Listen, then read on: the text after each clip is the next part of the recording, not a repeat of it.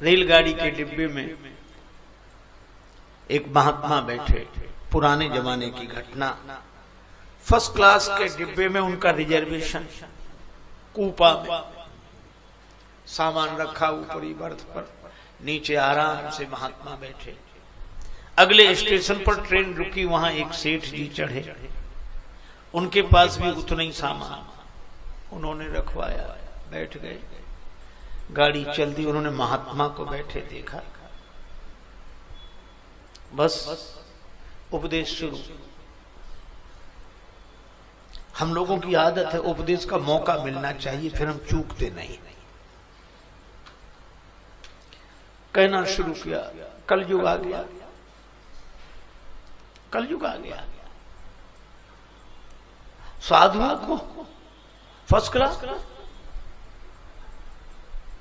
इन्हें जरूरत क्या है? अरे बेटा कहीं एकांत भजन करें, फिर उतने ही सामान इनके पास, उतने ही हमारे पास। हम भी फर्स्ट क्लास में बैठे, ये भी फर्स्ट क्लास में बैठे, तो हम में साधुओं में अंतर क्या है? बिगड़ गए साथ, फिर तो केवल कपड़ों का भेद है। महात्मा गंभीर थे, वैराग्यवान थे, शांति से सुनते रहे, मुस्कुराते रहे। जब उनकी बात बंद हुई तो महात्मा जी ने कहा कि महाराज हम आंखें खोल दें। सेठ जी आपने बड़ा बढ़िया उपदेश दिया, हमारी आंख खुल गई।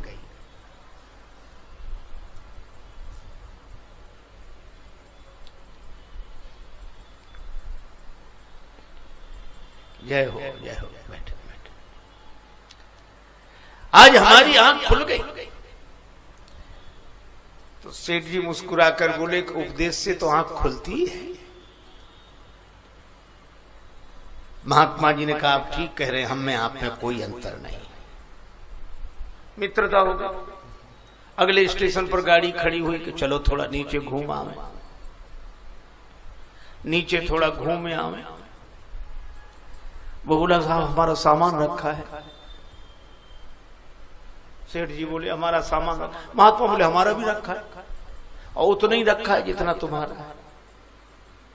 चलो गए, प्लेटफार्म पर बैठे, इधर उधर की बातें हुई, जल पिया, एक बेंच पर बैठ गए, चर्चा होने लगी। इतने में गाड़ी के चलने का समय हुआ।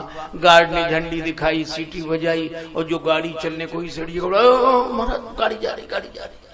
महात्मा बोले स्टेशन है तो जाती रहती गाड़ियां, प्लेटफार्म जाने जाने, बैठो आराम से। अरे महाराज हमारा सामान रखा है। महात्मा बोले हमारा भी रखा है, उतना ही रखा है। अरे नहीं नहीं महाराज, तो महात्मा बोले हम में तुम में भेद क्या, कपड़े का भेद है।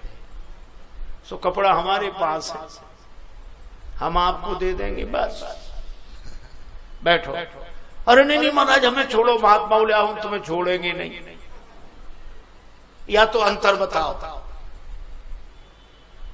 सेठ जी बोले अंतर समझ में आ गया, समझ में आ गया। क्या? बोले जितना सामान आपके पास है उतना हमारे पास भी है, लेकिन आप एक क्षण में छोड़ सकते हैं और हम जिंदगी में नहीं छोड़ सकते, बस यही अंतर है।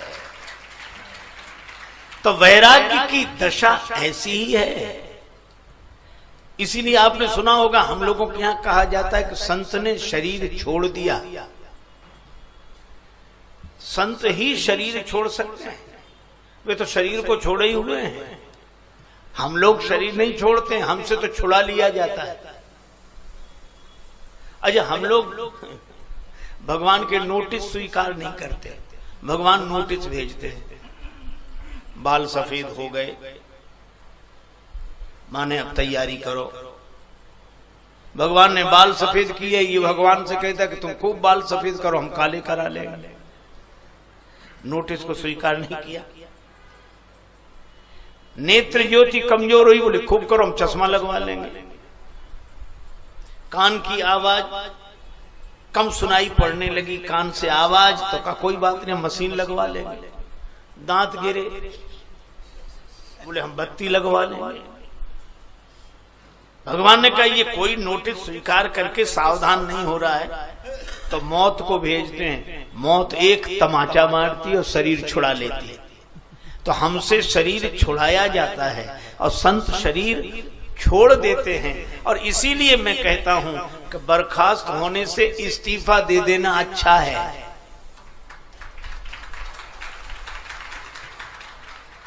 तो जो बर्खास्त होते हैं वे आसक्त हैं और जो इस्तीफा दे देते हैं वे विरक्त हैं, वैराग्यवान।